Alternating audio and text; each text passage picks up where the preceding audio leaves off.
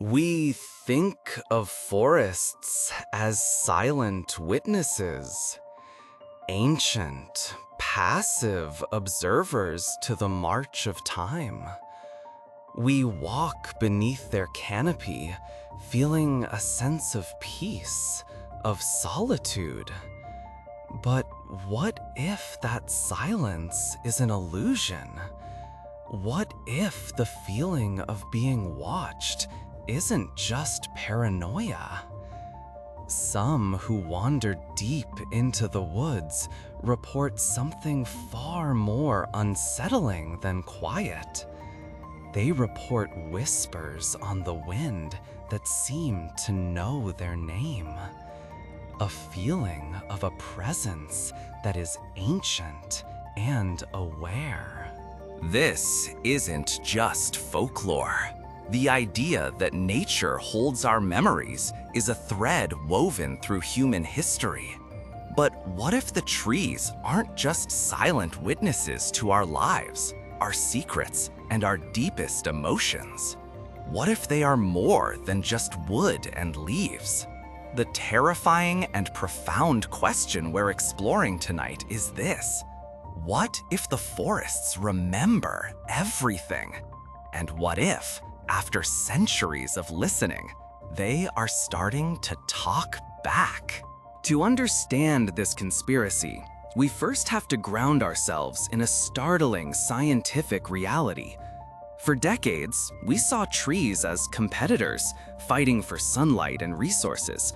But researchers like Suzanne Simard uncovered something revolutionary happening right under our feet: a hidden biological internet, a complex subterranean network of fungal threads that connects entire forests, allowing trees to communicate in ways we are only beginning to comprehend.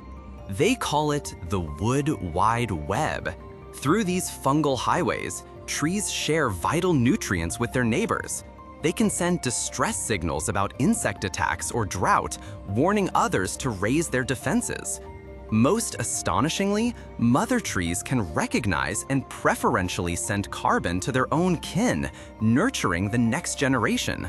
This isn't just biology, it's a form of social intelligence, a silent, coordinated society of immense scale and complexity. Bridge from established science to the episode's speculative core. The communication doesn't stop with chemical signals.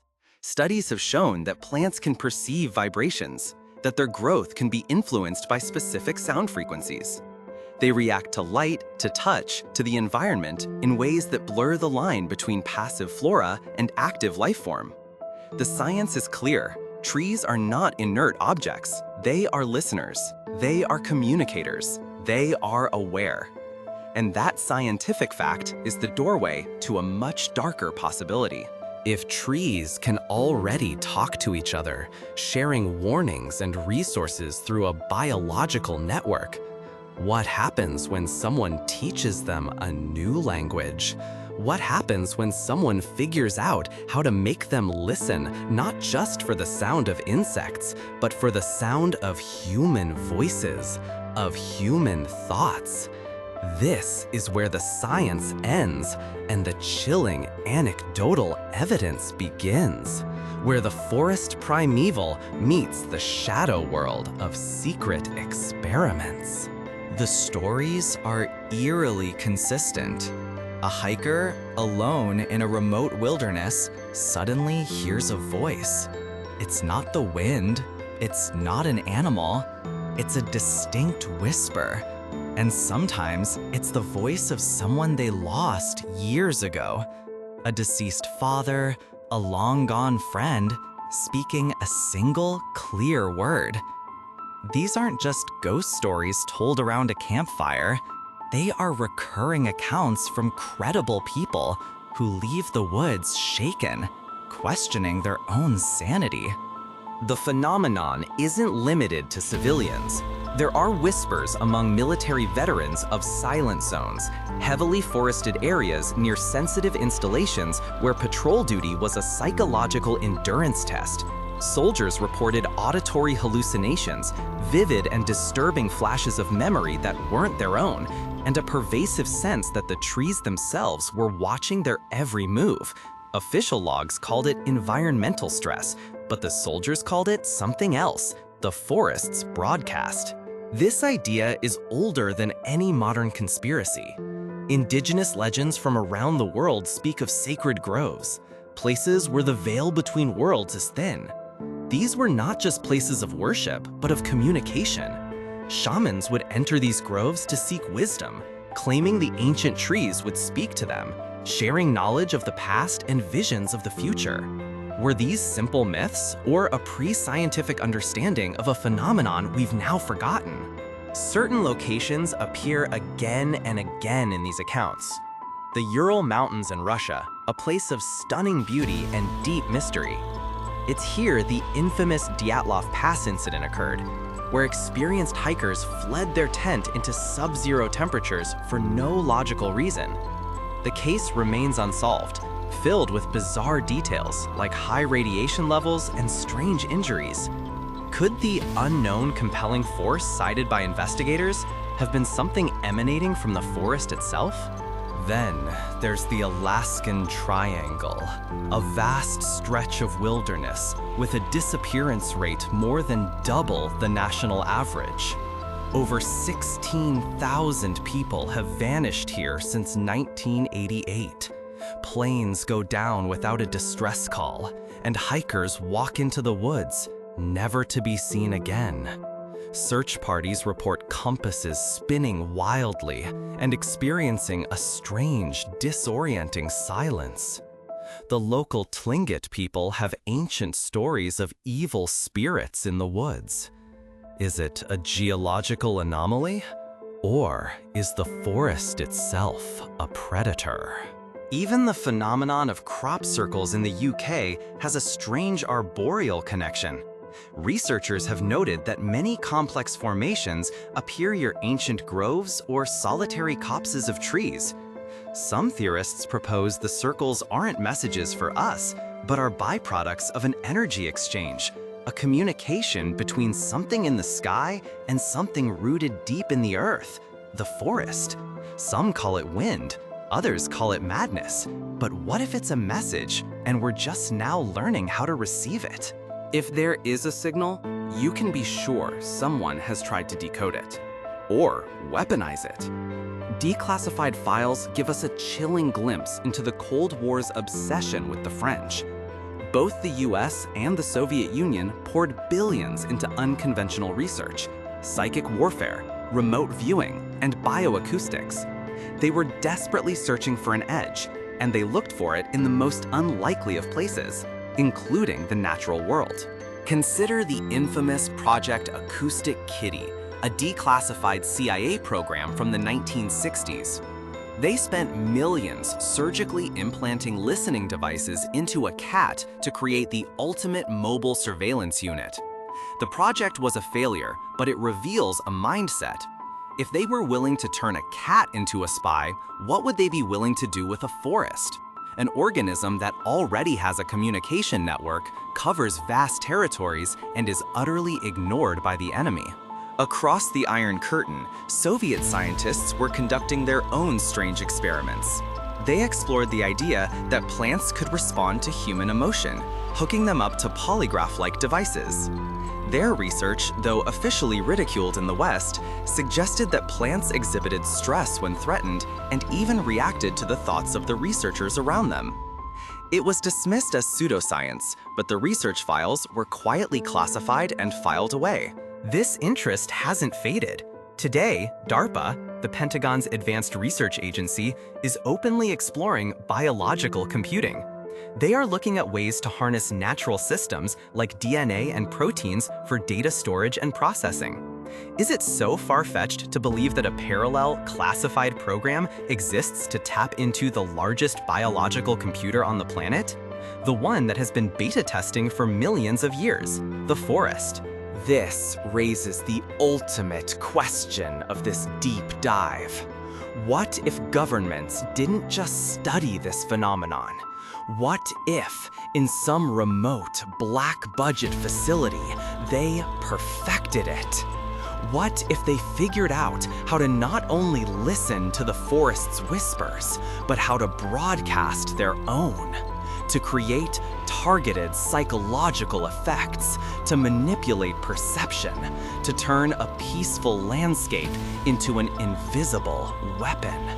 A weapon that leaves no trace. Now, we enter the realm of pure speculation, the fringe theories that attempt to explain the how. One of the most compelling ideas is that trees act as psychic sponges, that the immense emotional energy of human events, a battle, a secret meeting, a moment of profound grief, is absorbed and stored within the biological structure of the trees that witness it. An imprint left on the very fabric of the landscape. Another theory frames ancient forests as living archives. We know a tree's rings record its life story, years of drought, fire, and plentiful rain. What if they record more? What if each ring is a hard drive, storing the dominant acoustic and emotional data of that year? A library of time, where every war, every whispered secret, every forgotten song is encoded, waiting for a librarian who knows how to read the collection. The most extreme theories propose that certain ancient groves don't just record information, they are conduits, junction points, that the unique bioelectric energy generated by a concentration of ancient interconnected trees can warp space-time, creating temporary gateways to other places, other times, or even other dimensions.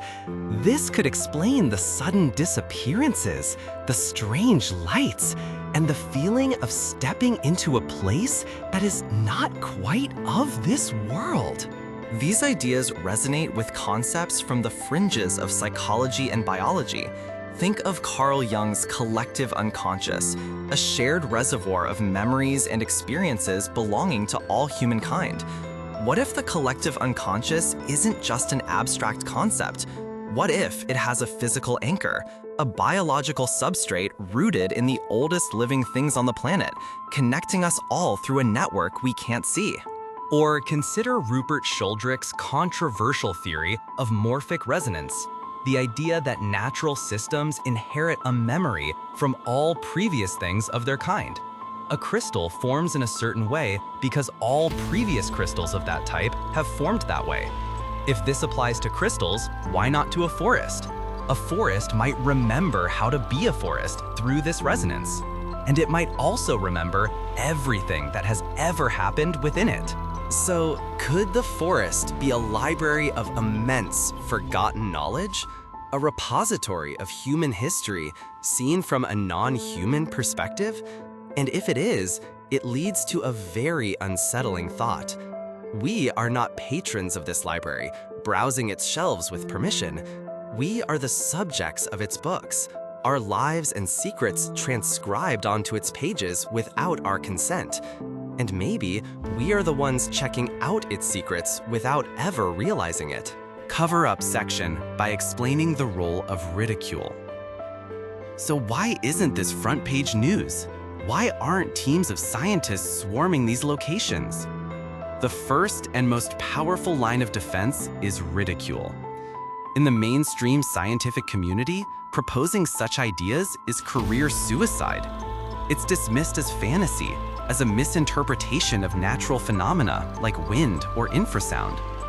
Any serious researcher who broaches the subject is quickly labeled a crank, ensuring the topic remains firmly in the realm of conspiracy. Ridicule is a form of censorship.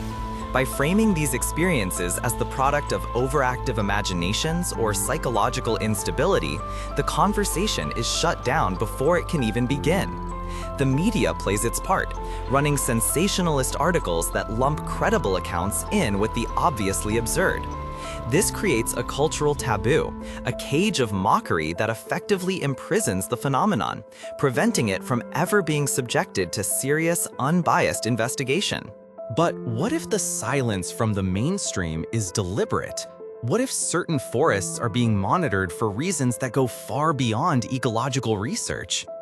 Hikers in remote areas have reported finding strange equipment, unmarked antennas, camouflaged sensors, cameras where there should be none.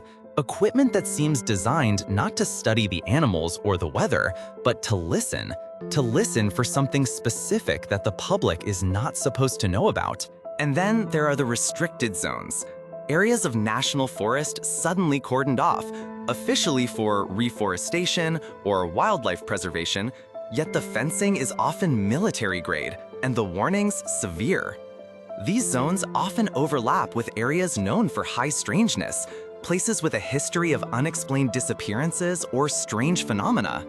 Are they trying to protect the forest, or are they trying to protect a secret that is rooted within it?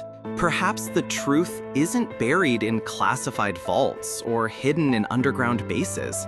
Perhaps the cover-up is much simpler, because the secret itself is hiding in plain sight, all around us.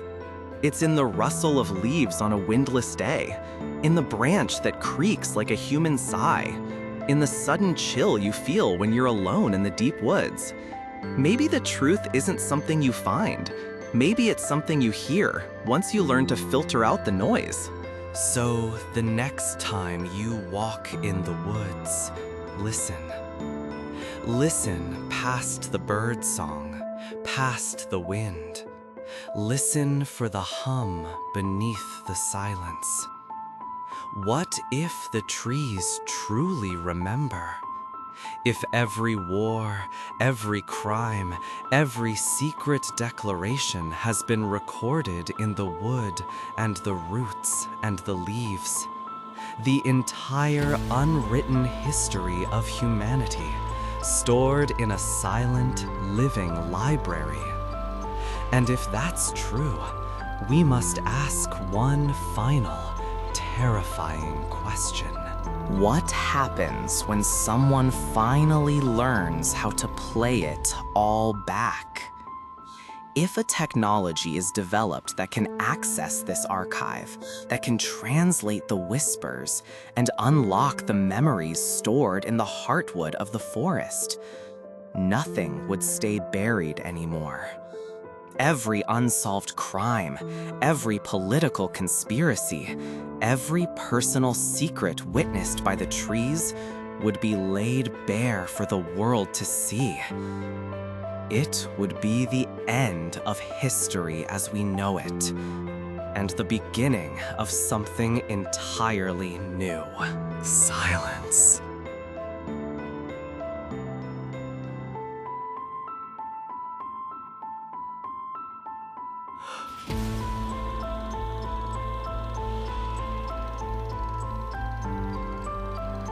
What if it's real?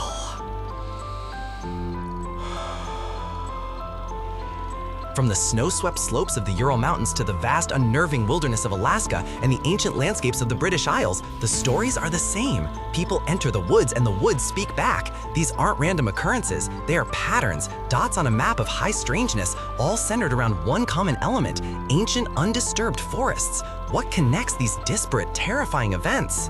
The key may lie in bio-acoustics, the study of how sound affects living organisms. We accept that music can alter our mood, that certain frequencies can be jarring or soothing. Why would we assume plants are immune? The conspiracy suggests that Cold War researchers weren't just making plants react, they were trying to tune them to find the exact frequency that would turn a passive listener into an active recorder, a biological surveillance network. While projects like Acoustic Kitty were declassified, likely as a limited hangout to distract from more serious research, rumors persist of far more ambitious programs. Names like Project Sylvan Echo or Operation Greenwood are whispered by intelligence community whistleblowers. These were alleged attempts to use forests as massive antennas for receiving and transmitting psionic or extremely low-frequency signals. The goal? Untraceable communication and psychological warfare. Modern quantum biology adds another layer of strangeness.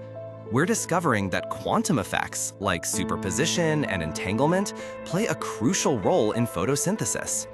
If nature is already using the bizarre rules of the quantum world for energy, could it also be using them for information? Could memories be stored in the quantum state of electrons within the forest's biomass, entangled with the events that created them? A record that defies classical physics. This leads us back to the cover-up. Perhaps it's not just ridicule. If a government had even a partial success in this field, it would be one of the most closely guarded secrets in human history. It would be a strategic advantage beyond measure. The official silence wouldn't just be about avoiding embarrassment. It would be about concealing a capability that could change the nature of surveillance and warfare forever. The files would not just be classified, they would cease to exist. Consider the weight of it all. If these living archives exist, they are not filled with pleasant memories. They hold the echoes of every atrocity committed on their soil. The cries of battles, the quiet desperation of the starving, the whispered plots of traitors. The forest knows our sins. It has patiently recorded the darkest chapters of human history, a silent, green witness to it all.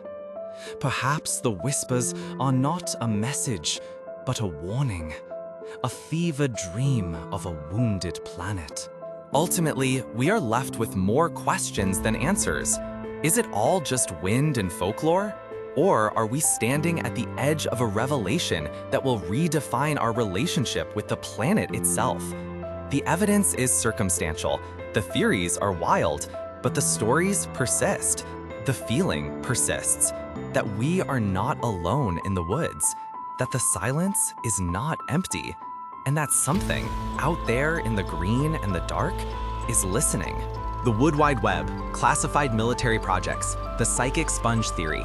Each piece of this puzzle is a step deeper into a world where science, spirituality, and paranoia intersect.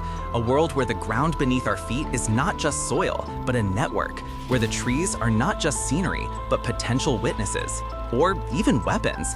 The connections are there if you know how to look. And this forces us to reconsider our own perception. When a hiker hears a voice, is it an external sound or an internal one triggered by an environmental factor? Could the forest be interacting directly with our minds? Our own brains are electrochemical networks after all. Perhaps the whispers are not sound waves, but a direct, resonant signal that bypasses the ears entirely, speaking to the oldest, most primal parts of our consciousness. Think about the sheer amount of acoustic information that bombards a forest every day. Not just our voices, but our machines, our music, our conflicts. Most of it is absorbed by the soil and vegetation. The theory suggests it isn't just dampened, it's processed, filtered, stored, and perhaps even transformed by the immense biological system of the root network. A passive recording system on a planetary scale that has been running for eons. The memory of the Earth. It's a poetic idea, but it could be a literal one. Every component of the ecosystem, from the smallest microbe to the most ancient tree, could be a vessel for this memory. A single fallen leaf could, in some way we don't understand, contain an echo of the year it grew, a fragment of the whole. This would mean that when we clear-cut a forest, we are not just destroying trees, we are burning a library, erasing history. Listen.